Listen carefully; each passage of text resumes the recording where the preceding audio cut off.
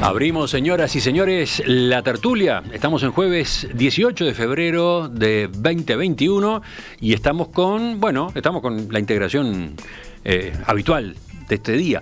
Empiezo por el saludo entonces para Cecilia Aguiluz. Buen día, Cecilia. Buenos días, Emiliano. Buenos días a todos. Acá, precioso en Salto. Sí, muy soleado por lo que veo en la ventana de tu casa ahí. Sí, en la ventana de mi escritorio. Ah, bien, la ventana de tu escritorio. Sigo. De mi escritorio en casa. Todo junto ahí. Sí, ahora divino está. Bueno, Martín Couto, buen día. Muy buenos días. Parece que se va el otoño, así que vamos arriba. Parece. Daniel Superviel, ¿qué tal? Hola, primavera lluviosa. Buenos días para todos. Y el último saludo para Esteban Valenti. ¿Todo bien? Sí, buenos días. Desde acá, desde mi cueva en Huiprés. Sí, por suerte tú te agarraste ese color hace meses ya. Sí, no, desde que nací. Algo de eso. ¿O es un color ideológico? No, este es un color digital. Me parece que la cámara tuya... No sé cómo arreglarlo. Tenemos que mandarte un técnico. Además, no tengo mucho interés en arreglarlo. Vamos al primer tema.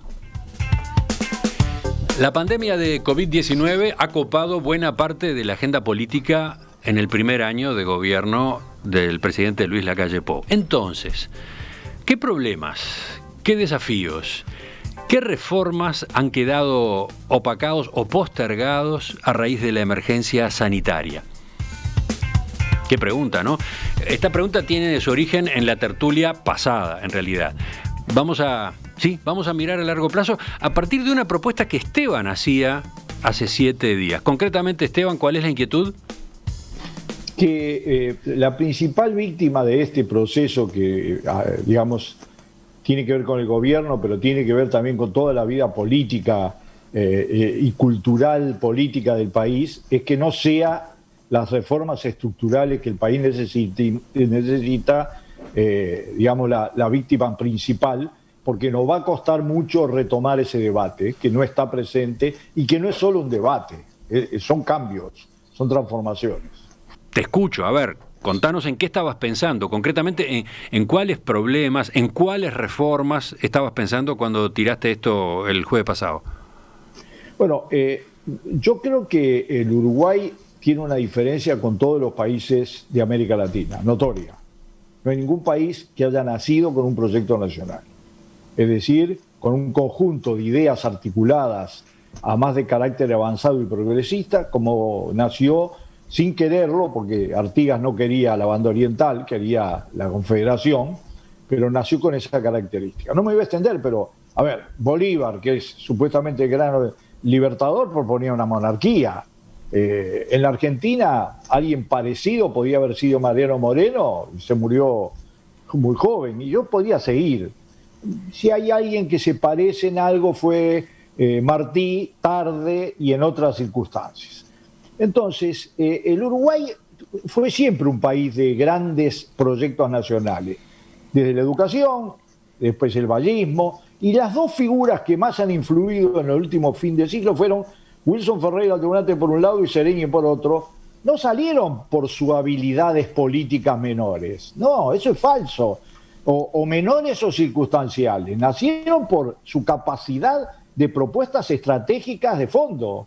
Desde mi compromiso con usted y el Ministerio y la CIDE, hasta todo el programa que capitaneó y condujo el general Serén. Bueno, eso tuvo una decadencia notoria a partir de los años 55. Ahora hubo un momento, que fue el mejor momento del Frente Amplio, el primer gobierno, donde se comenzaron a apuntar algunos problemas de ese tipo. Y yo voy a mencionarlos, no solo esos problemas, sino los problemas actuales. En primer lugar, el Uruguay está teniendo de manera creciente un grave problema demográfico, en el peor sentido de la palabra. La perspectiva de reducir su población en el país que tiene mayor capacidad productiva por habitante de tierra del planeta. Eso es un problema muy grave. Segundo, el Uruguay, después de una época de gran bonanza, ha consolidado un sector de la sociedad que es un problema estructural donde reproduce la pobreza. Y así como hemos aplicado las políticas y estamos aplicando las políticas, esas familias no van a sacar a esos niños y darles una oportunidad. Eso requiere reformas estructurales y culturales muy profundas, tipo posguerra. En tercer lugar, el trabajo. Trabajo ya, allá dan la cifra, 186.000 personas en el seguro de paro, el mismo nivel que teníamos durante el 2002. No le echemos la culpa a nadie. Lo cierto es que tenemos un problema gravísimo que si se transforma en estructural, sumando la inteligencia artificial, etcétera, vamos a tener un problema, digamos, una losa sobre el desarrollo del país. En cuarto término, parto de los problemas, nosotros tenemos problemas productivos, ¿no? Algunos de los cuales se han resuelto, por ejemplo, notorio que la cadena cárnica ha tenido un salto de calidad sobre la base de grandes reformas, por ejemplo, la trazabilidad, etcétera, con una característica: el Uruguay tiene unas dimensiones que es apetecible para cualquiera que venga con un diente y se lo come, ¿no? Entonces hay que pensar, tanto tierra como frigorífico, hay que pensarlo.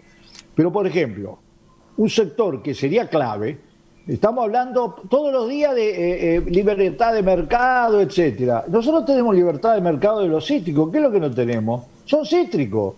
Los cítricos actuales que producimos no están a la altura de los mercados. Se necesita una reconversión radical. Del otro lado tenemos un ejemplo. Producíamos 700 hectáreas de olivos, hoy tenemos más de 20.000 y concursamos en todos lados. Sí, tenemos problemas de producción para ser analizados a fondo y con reformas estructurales. Y uno de los elementos que cruza junto con el trabajo todos los elementos de la producción es el tema de la energía.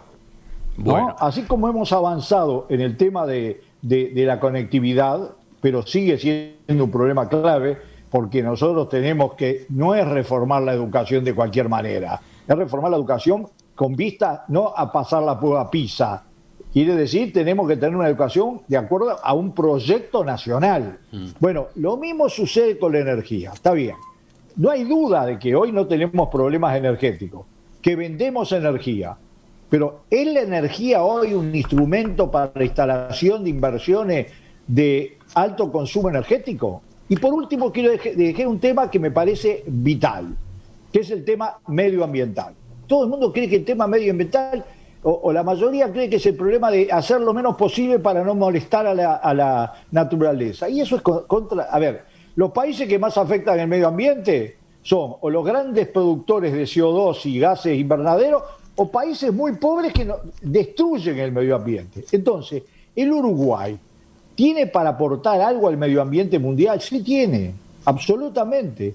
No solamente su cuidado, no solamente sus industrias, no solamente el tratamiento de la basura, que es un debe absolutamente terrible y estructural, porque afecta a una de las riquezas principales de este país, que es el agua subterránea, sino además nosotros tenemos el tema de la forestación de árboles jóvenes, es el instrumento principal para equilibrar la generación de CO2. Bueno, todos esos temas que hay que discutirlos no uno por uno solamente. Y termino con esto.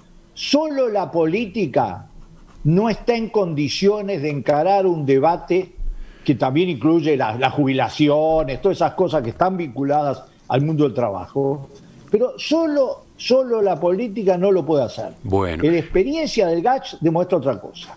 Los demás, los otros integrantes de la mesa, primera pregunta, ¿tienen una inquietud similar a la de Esteban a propósito de no perder el tiempo en estas cuestiones? ¿Están con esa obsesión, digamos? Martín, a ver, ¿sí, Martín? Sí, yo comparto la preocupación. Confieso, esto es un comentario de producción, pero cuando ayer plantearon los temas dije, ¿por dónde agarrarlo? Porque en realidad uno podría empezar a tirar preocupaciones o desafíos y hacer enormes editoriales cada uno, pero a mí me parece muy importante. ¿Tú decís que Esteban acaba de hacer un enorme editorial? No, confío en que Esteban puede hacer mucho más, y podría hacer una intervención de horas, y creo que cada uno lo podría hacer. Pero Sí, me imagino. Hay una publicación que recomiendo y un proceso de la OPP de 2015-2020 que se llama Estrategia 2050 o algo así, que retoma aquella tradición que se generó con la CIDE en los 60 y que da creación a la OPP, pero tiene que ver con esta mirada prospectiva que tiene que tener la OPP y es una función que muchas veces estuvo debilitada, que implica justamente imaginarse el futuro, poder proyectar y poder delinear entonces cambios que deberían ocurrir. A mí se me ocurre que una cosa clave y un desafío, tal vez no tanto o no solo una reforma, porque reformar implica cambiar cosas ya creadas y seguramente tengamos que crear cosas nuevas, pero creo que la educación y la creación de conocimiento es una clave para el futuro.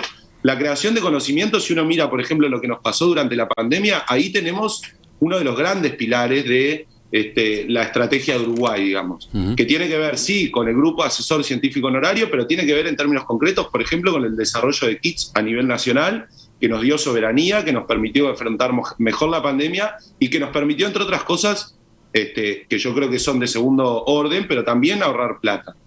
Creo que la creación de conocimiento vinculada directamente con la producción, por ejemplo, pero no solo, es clave para el Uruguay. Esto implica poner al Estado de cara a los procesos de investigación. Deberíamos tener empresas públicas que todas tuvieran rubros destinados a la investigación, que la pueden hacer ellas mismas o pueden conveniar con instituciones de investigación, pero también lograr algo que al Uruguay y a América Latina en general se le ha hecho siempre históricamente muy difícil, que es vincular la investigación con el sector privado.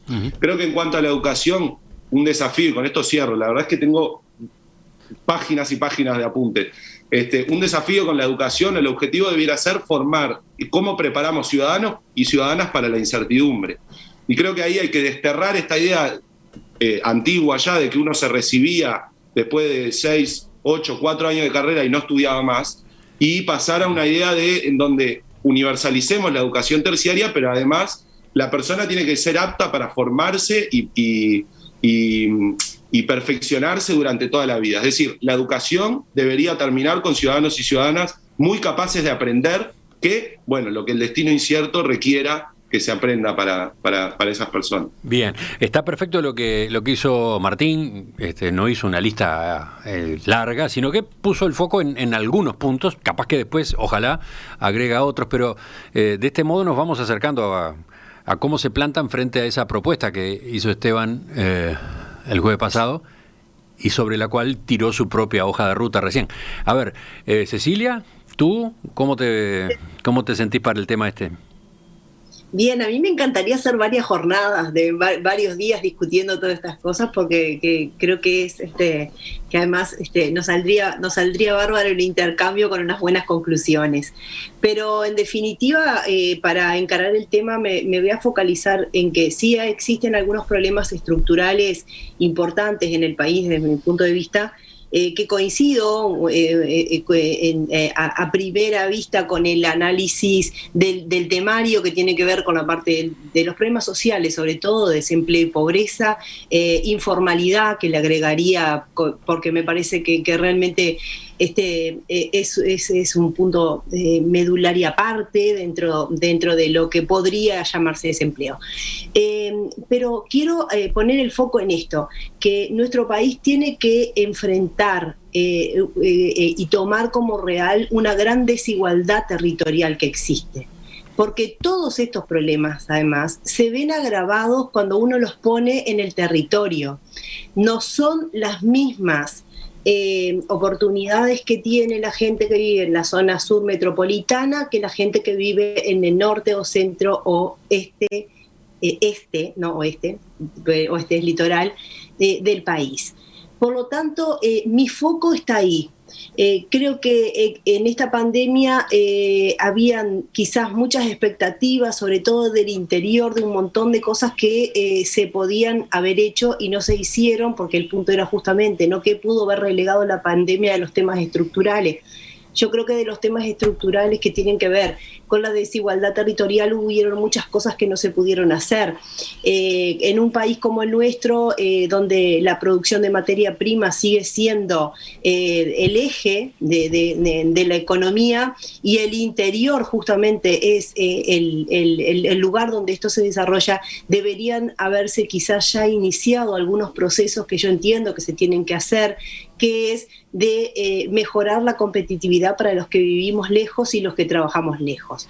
Esa es una situación que a nuestro país, que es pequeño desde el punto de vista territorial, pero con una densidad pequeña también de población y toda concentrada, la mitad de la población concentrada en pocos kilómetros cuadrados, como es en el sur, debería de tener un equilibrio mucho mayor.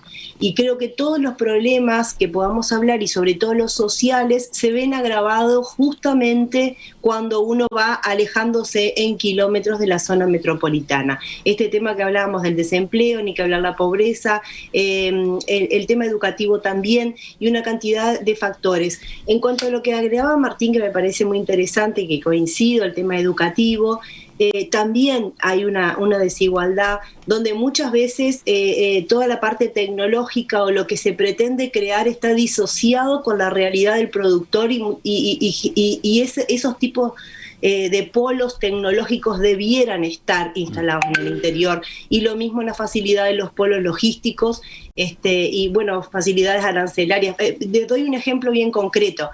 Por ejemplo, en el norte se trabaja mucho la safralidad. Miles de personas que trabajan en la safralidad tuvieron dificultad para ser cubiertos hoy con las medidas que tiene el gobierno en cuanto a, por ejemplo, el seguro de desempleo u otras cosas, porque la safralidad no está puesta en nuestro país con la característica que tiene que ser de las diferencias que hay. Entonces se mira una safralidad, se mira, por ejemplo, un índice de desempleo en base a determinadas cuestiones que pueden darse en una empresa, pero no en una persona que el mismo zafral trabaja unos meses en el arándano, unos meses en la naranja, unos meses en la cebolla. Entonces no genera ni siquiera las posibilidades luego de ser protegido por el Estado. Entonces ahí creo que hay una serie de miradas que tienen que ver, que tienen que correrse y mirar a todo el país para intentar encontrar esta equidad, porque me parece que es uno de los problemas estructurales que tenemos, la desigualdad territorial. Creo que las tres intervenciones han ido marcando puntos que conviene pensar, sobre los cuales conviene pensar. Los oyentes están haciendo sus aportes también. Elijo este mensaje, por ejemplo, de Carlos, que dice que los principales problemas estructurales del Uruguay son reforma de las relaciones laborales. Somos últimos en el mundo en competitividad de regulaciones laborales. Si esto no se resuelve, cualquier otra reforma no repercutirá en el aumento del empleo. 2, reforma del Estado, aumentar la eficacia y eficiencia del Estado, mejores servicios a menor costo. Reforma de la educación, de acuerdo con Martín, en que debe formar personas capaces de seguir formándose. Reforma de la seguridad, un sistema que permita emplear métodos de reeducación y reinserción social efectivos. Bueno, sigo ahora con quien no habló todavía. Daniel, ¿tu aporte? Sí, buenos días a toda la audiencia. Acá estoy, no me había ido. Quiero. ¿Qué quieres decir con eso? Fueron realmente interesantes todas las intervenciones. Yo ayer, cuando me llamaron de producción y plantearon lo de reformas estructurales, yo creo que Uruguay nunca va a ser reformas estructurales, va a ser reformas paulatinas, onduladas, suaves, en base a acuerdos hechos desde la política o por la razón de la fuerza de la realidad, que lo va a obligar a Uruguay realizar reformas estructurales. Por eso creo que yo ayer, cuando me decían cuáles son las reformas estructurales que quedaron pendientes, yo digo, mirá, yo creo que por ahí hay desafíos que quedaron pendientes o postergados por la pandemia, pero las reformas estructurales a lo largo de la historia de Uruguay, yo creo que no ha habido grandes reformas estructurales, por lo menos desde el 904 hasta ahora. Han sido paulatinas, lentas, de a poco, consensuadas, después de mucho diálogo. Entonces, esa cuestión de que a partir... Esteban te escucha y hace con la cabeza como que no está de acuerdo, pero ya lo escucharemos de nuevo. Seguí. Ya lo veremos. Está bien plantearlos, está bien visionarlos. Yo creo que Uruguay tiene un problema, para picar un poco esta tertulia, ¿no? Un problema de fondo que bueno, coincido con el arranque de lo que dijo Valente. La orientalidad como ciudadanía mundial corre riesgo de desaparecer. Tenemos baja natalidad y no tenemos políticas buenas de inmigración. Yo creo que ahí está una de las claves de reformas que no son estructurales, pero son cambios en las leyes, cambios en la forma de abrazar y de abrirse al mundo, que Uruguay está postergando esa discusión desde hace muchísimos años, los postergó durante el Frente, los posterga en este gobierno, los posterga desde antes. O sea, yo creo que Uruguay o abre las puertas al mundo, o se cierra y se va a empezar a cocinar en sí mismo, perdiendo esa potencialidad que tenemos los uruguayos que vamos al exterior o que fuimos al exterior y que nos va bien. Uruguay se inserta demasiado en discusiones demasiado aldeanas que impiden que cambios necesarios que el mundo está experimentando minuto a minuto, a pasos agigantados, acá lleven un tiempo que no son los tiempos adecuados a lo que el mundo requiere para poder insertarse rápidamente. Entonces, natalidad e inmigración para mí son dos temas que Uruguay debe abordar fundamentalmente. Y otro tema, ustedes hablan los tres de la educación. Muy bien, la educación bareliana, todo eso. Pero yo creo que donde hay que educar es a nivel terciario y hay que sacar a nuestros profesionales a ver el mundo, a estudiar en las mejores universidades del mundo, sean de los países que sean, para ser especialistas en políticas públicas, especialistas en diagnósticos de problemas, en soluciones modernas, en soluciones que permitan sacarle el freno de mano a la producción uruguaya, al emprendedurismo uruguayo, a aquellos seres humanos uruguayos que quieren realmente salir adelante y que a veces, precisamente por toda esa caterva de relaciones, leyes, estructuras, burocracias, hacen que Uruguay vaya muy lento. Hoy, para los inversores extranjeros que quieren venir a Uruguay, tienen dos problemas. Primero, todas las leyes esas feroces que impiden crecer rápidamente y a su vez el mercado chico. Entonces, si nosotros crecemos en natalidad, crece la población uruguaya, pongámosle que la duplicamos o triplicamos en 20 años, sumado a que flexibilizamos y logramos sacarle el freno de mano a ese peso que tenemos del Estado, el Estado gordo, no el Estado bueno. Estado bueno tiene que haber, o sea, estoy hablando de una reforma de ese Estado que tenemos en el ADN, ese Estado ballista que todo lo protege, para cambiar el concepto de que el Estado te protege para que el Estado te impulse, que te impulse adelante, que impulse las fuerzas productivas del país para poder generar trabajo y de esa forma generar los cambios que algunos llaman estructurales, para mí son paulatinos, pero que necesariamente Uruguay tiene que adoptar, porque si no, la realidad de la población mundial nos va a pasar por arriba y poco a poco vamos a desaparecer como ciudadanía, como orientales. A ver, los oyentes siguen interviniendo también. Por ejemplo, Gustavo entiende que fue brillante la intervención de Cecilia, que apuntó a la desigualdad en el territorio, por ejemplo, a los problemas de competitividad que se tiene según el lugar donde se encuentre una empresa, por ejemplo, ¿no?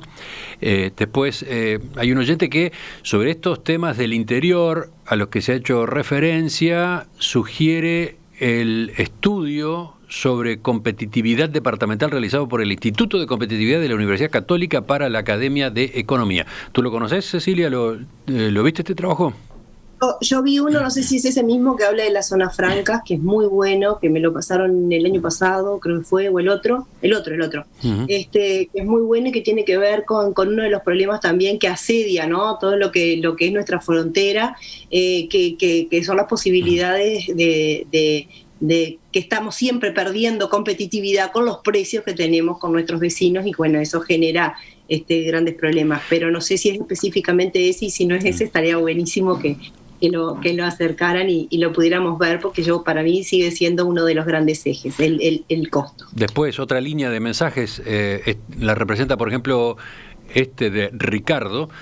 Si seguimos pensando que la principal actividad económica tiene que ser el campo, estamos estancados. Otro dice, y quizás anda cerca del anterior, Alberto señala, el gran corte para mí es si tomamos la producción de commodities como destino manifiesto o si solo la aprovechamos como trampolín hacia una nueva matriz productiva. Esteban, volvemos contigo. Bueno, claro, efectivamente, una primera cuestión, no hay cambios estructurales sin cambios culturales que lo apoyen. El Uruguay ha avanzado a cambios estructurales importantes y concentrados, desde la educación con Varela hasta todo lo que es el vallismo. Por lo tanto, no es que estamos hablando de otro país o de otras experiencias, estamos hablando de lo que pasó acá, en el Uruguay. Yo estoy absolutamente convencido que el Uruguay no puede tener solamente una vocación agropecuaria, que es fundamental, que el mundo va a seguir necesitando de manera creciente alimentos y que todos los temas, por ejemplo, que planteaba Cecilia, tienen que ver con cosas bien concretas. Por ejemplo, la logística. Es decir, mientras cueste $60 transportar una tonelada de cualquier mercadería del centro del país o del norte del país al único puerto de aguas profundas que tenemos, no hay competitividad posible. Entonces, cuando estamos hablando, por ejemplo, ¿qué es una reforma estructural? Transformar 1 millón de hectáreas del centro del país, y eso es realmente de gran impacto, con un costo de el 20% del costo de transporte. Eso es una reforma que va a cambiar no solamente la producción en esa zona, sino que va a cambiar toda la logística de esa zona. Perdón, ¿tú estás aludiendo al proyecto del ferrocarril central? Exactamente. Yo creo que ahí hay un cambio, yo lo he discutido desde el punto de vista del contrato, etcétera, pero ahora está. Y ahora puede ser un cambio radical en toda una zona del país. Tú le estás dando una relevancia mucho mayor a la que suele pensarse a ese ferrocarril, a ese proyecto de ferrocarril que en principio se asocia básicamente a la planta de UPM nueva, ¿no? Pero es porque no se lee la operativa y las características y las posibilidades.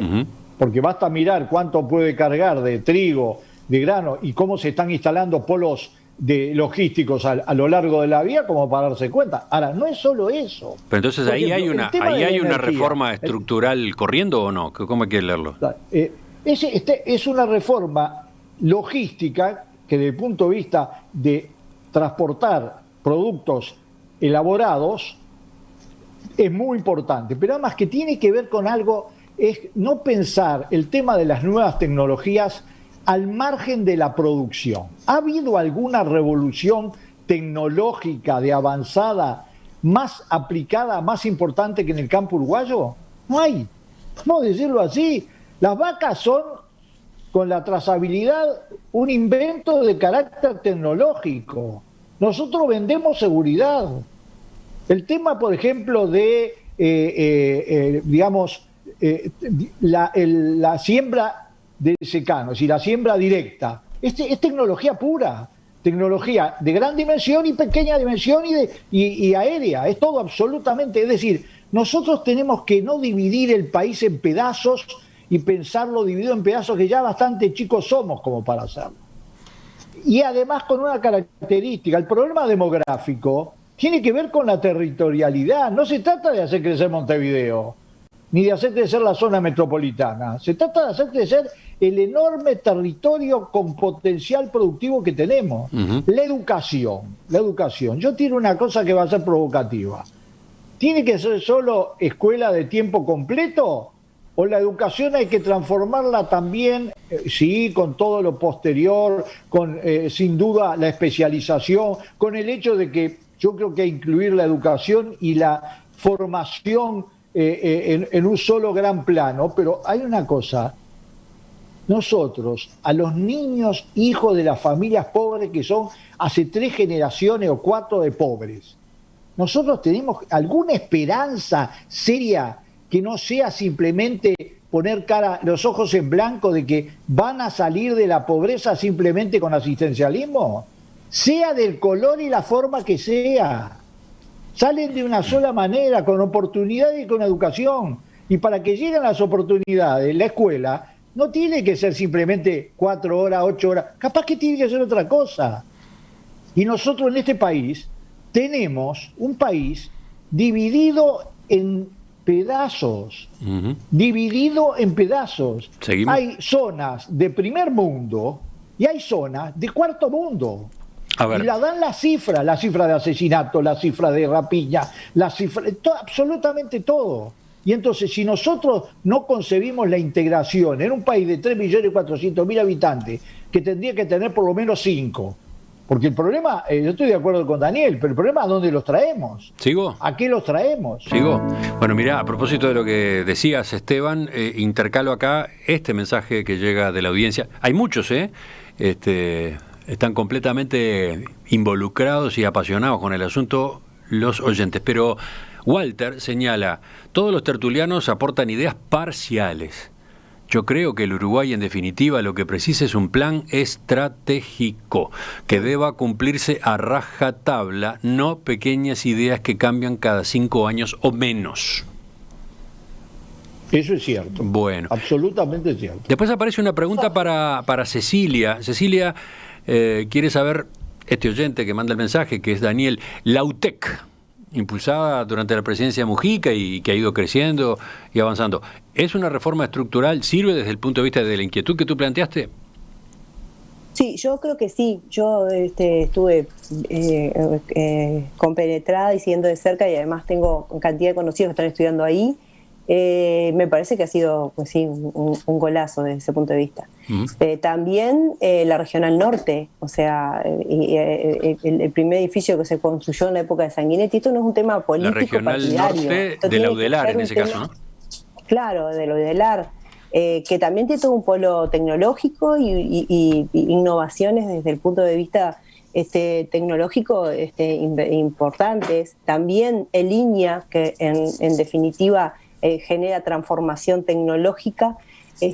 Lo que por ejemplo en esas áreas que generan transformación tecnológica, y en lo que decía Esteban también, que tiene que ver por ejemplo con la tecnología agregada al campo, también en la zona de chacras, por ejemplo en nuestro departamento, que tiene una zona de chacras muy importante, toda la parte tecnológica está a diario, o sea, no se separa, digamos, de la tarea. O sea, acá hace muchos años que ya no se siembra con Claro. como los cuentos de hadas. Está involucrada la tecnología. Lo que yo me refería en cuanto a eso es a bajar aún más, y que no lo que tiene que ver con la tecnología agropecuaria no puede estar en Montevideo únicamente, tiene que estar en el interior.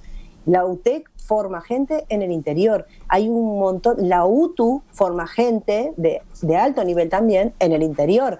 Entonces, esas cuestiones me parece que ya están. Lo que hay que hacer es que, por ejemplo, el ministerio, muchas veces en la zona de chacras vos ves a la gente del MIDES trabajando, y no el Ministerio de Ganadería y Agricultura, que en realidad tendría que tener un foco mucho más puesto en el interior y no tantas oficinas de Montevideo. A ese tipo de cosas me refiero cuando, bueno, si vamos a bajar todo, porque en realidad a donde se producen las cosas, que es en el interior, tienen que estar también las infraestructuras necesarias, que a veces faltan. Vamos a ir completando por hoy el abordaje de este tema, que es inmenso. Daniel, te toca a ti ahora.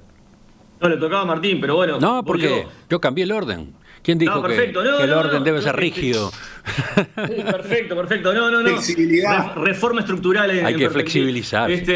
No, yo voy a insistir en el tema. Yo creo que el tema demográfico de la baja natalidad, la emigración de los uruguayos y las carentes políticas accesibles para la migración, tanto calificada como la no calificada, es un problema que el Uruguay tiene que resolver. Uruguay necesita abrir las puertas a los migrantes, a los que quieren invertir y a los que quieren trabajar. Me parece que ahí hay un punto clave. Y obviamente fomentar la natalidad, si es que se puede fomentar, no sé si se puede fomentar o no se puede fomentar, pero tenemos que crecer demográficamente de alguna u otra manera para poder tener un mercado que permita también traer como consecuencia reformas claves, más escuelas, más educación, más infraestructura, y totalmente de acuerdo. Yo acá me había puesto cuando ayer plantearon el tema, varios temas obviamente que no los voy a hablar todos, pero una cosa que puse, que tiene que ver con lo que decía Esteban, un solo país, ¿no? O sea, integrar Montevideo con la capital con el interior con la capital. Hoy la pandemia nos demostró, nos puso un acelerador en todo eso, que se puede trabajar perfectamente a distancia a 200 kilómetros de Montevideo, y no importa tanto la ubicación geográfica donde trabajemos para poder trabajar en cualquier lugar. Pero quiero hablar otro punto que me parece que nos comemos y que no salió, tratando de aportar algo en esta discusión tan interesante, es todo el tema del mar territorial, de la pesca, de todo lo que significa tener dos Uruguay más, que porque no hay tierra, no lo consideramos nuestro territorio, pero hay dos Uruguay metidos adentro del Atlántico, pasando el Río de la Plata, donde hay riquezas monumentales, hay poca investigación, hay un solo banco, el Ollarvide es el que investiga, hay millones de potencialidades de ingresos a través de la pesca, no tenemos prácticamente flota pesquera, no tenemos una cultura marítima, no comemos en nuestra comida, en nuestro alimento, en nuestra cocina, la pesca es un porcentaje chiquitísimo, y en un mundo que va a requerir cada vez más alimentos, nosotros siempre pensamos en la carne, natural, que es a donde debería ir Uruguay, en las ovejas, en la leche, pero no pensamos en todo lo que es el frente marítimo. Y me parece que ahí también hay otra discusión sumamente interesante que deberíamos poner arriba de la mesa. Y la última, y acá me quedo, apoyado, en cómo posicionar a Uruguay en el mundo, ¿no? O sea, yo me acuerdo de ese famoso claim de Colombia, un país donde te quieres quedar, creo que se llama, y lograron posicionar. Nosotros hicimos algo con Uruguay Natural, pero bueno, está ahí vegetando, no sabemos ese contenido de qué está relleno. Y hoy el mundo bueno, es buenísimo, bueno. pero hay que ponerle aceite, hay que resignificarlo y hay que, actuar en consecuencia. No tiene sentido llamarnos Uruguay Natural y no tener una política medioambiental evitando la contaminación o promocionando, ahora que se generó esta discusión con la carne sintética o la carne real. Uruguay tiene que abrazarse a la carne real, así, con las dos manos y defender la muerte, porque hay un mercado para eso en el mundo y va a haber por los próximos 200 años para eso. Y Uruguay, siendo un país chico, puede realmente posicionarse como la mejor carne natural del mundo. Entonces me parece que hay discusiones de fondo, y acá redondeo, Emiliano, perdóname, que para mí se solucionan con un cambio estructural en la cabeza de los uruguayos, que es dejar al mundo entrar y sacarle la protección del Estado para que el Estado te impulse a los individuos, a las empresas, a los empresarios a salir adelante, no que te ponga freno. Dice Carlos, otro de los oyentes, el producto estrella de Uruguay debería ser el software. Los demás rubros serán rubros importantes, pero pasarán a ser secundarios. Martín, te toca a ti. Sí, yo creo que tomando esto del Uruguay natural, creo que Grompone, compañero de otra tertulia, lo plantea mucho, pero creo que el Uruguay del siglo XXI debería ser, en primer lugar, un Uruguay inteligente. Y de ahí eso tiene implicancias para pensar el ambiente, el turismo, la producción. Con respecto a lo que planteaba un poco Cecilia y las experiencias de la educación, yo creo que está la UTEC, está la UTU, pero también hay un proceso muy interesante que empezó la universidad en el 2006, que es lo que le llamó la regionalización, que de pique por algo eligió no llamarle descentralización, pero que implicó, justo el Salto y la Regional Norte venía de antes de ese proceso. En otros lugares la universidad se instaló de cero, pero implicó también identificar las necesidades de las zonas donde se instala la universidad y generar carreras con énfasis distintos, pero también, por ejemplo, la repatriación de científicos del más alto nivel.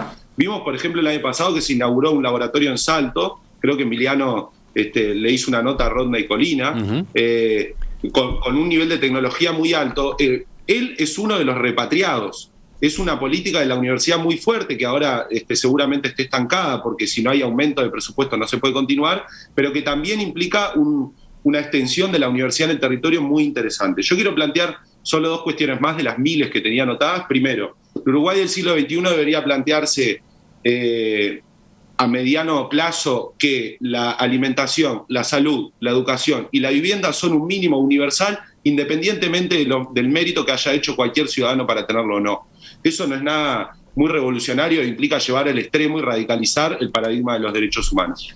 Creo también que hay que democratizar las relaciones de género y pasar de relaciones asimétricas de poder a relaciones equitativas. Eso implica terminar con la emergencia nacional que es la violencia basada en género, pero también terminar con la brecha económica de las relaciones de género y universalizar lo que en Uruguay es simplemente un principio, digamos, muy chiquito, que es el Sistema Nacional Integrado de Cuidados. Eso es clave también para la democratización de las relaciones de género. Y quiero terminar con una cosa sobre el problema demográfico. Creo que en las proyecciones más optimistas de las que vi en estos trabajos de la OPP del año pasado apuntan a que Uruguay podría llegar a 4 millones en el 2050. De ninguna manera creo que se pueda apostar a duplicar la población uruguaya.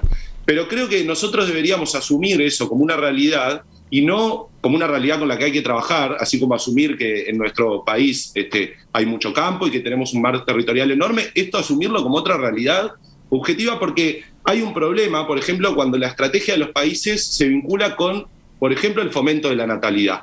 En vez de asumir la natalidad como un dato sobre el que hay que trabajar, cuando los países intentan trabajar hacia ahí, muchas veces terminan hasta vulnerando derechos porque subsumen la capacidad de decidir, en este caso de las familias, de las mujeres, de cuántos hijos tener, cuándo tenerlos, etcétera, a estrategias poblacionales. Creo que hay que asumir la situación demográfica que vamos a tener y trabajar desde ahí, porque si no siento que nos vamos a estar peleando contra una realidad que, más allá de apoyar lo que dice Daniel en términos del trabajo con la inmigración, etcétera, creo que es una realidad que va a ser más un condicionante que algo que el Uruguay pueda condicionar. Bien, me encanta, Martín, que lo plantees. Admitamos que es un tema que merecería una conversación con expertos, que yo me excede. Yo es una interpretación que hago. Los expertos que asesoran a la Comisión de la Reforma Tributaria, de la Reforma Jubilatoria, que son vitales desde el punto de vista del futuro, dicen que el Uruguay tiene una tendencia al decrecimiento de la población en los próximos 30 años. Sí. Pero llegar a menos de 3 millones de habitantes. Yo creo que es el gran estimación de una oficina, ¿eh? Estoy hablando de los expertos universitarios externos a todo el sistema que estudiaron cuáles son las tendencias. Sí, y la verdad que si uno mira las cifras, vamos en esa dirección. Hay una entrevista que hicimos con ellos, está disponible en el archivo de Radio Mundo y en Perspectiva. Cecilia, se nos fue el tiempo, pero se nos fue recontra. Me gustaría solamente agregar respecto a lo que dijo uno de los oyentes de que obviamente hacen falta planes estratégicos y políticas de gobierno. Pero lo que nosotros intentábamos hacer hoy, me parece a mí, políticas de gobierno y no políticas de cada vez que pasa un partido las va cambiando, ¿no? Políticas de Estado, no de gobierno. En definitiva, lo que yo quería agregar es que coincido con ese criterio y que lo que intentábamos nosotros acá, por lo menos fue la sensación que yo tuve desde el principio, es anotar algunos problemas que nos parecen estructurales y que por lo tanto hacia dónde se debería de ir. Y nunca hay que perder esa mirada, porque cuando uno está situado en un momento histórico, tiene que estar siempre conociendo algo hacia atrás, pero a su vez mirando permanentemente hacia el futuro. Es la única manera que tenemos de aportar. Por eso me parecía muy interesante lo que decía el oyente, que es verdad, que es así, pero no está, por supuesto, nuestro ánimo, y me parece que hablo por todos, generar acá un plan estratégico, sino marcar algunos temas que nos parecen estructurales y sobre los cuales faltó abordaje, y en parte también se debe a la pandemia que nos afectó de una manera general a todos. Casi que para resetear la discusión, casi que para empezar de nuevo, pero justamente para seguir pensando, tiro otro mensaje que no es el único que va en esta dirección. Miren lo que les dice este oyente que se llama Leo. Es conmovedor. Todos los tertulianos y algún oyente también creen que la solución para el país es un proyecto de gabinete, hecho en un gabinete, cuando en realidad la solución está en la libertad.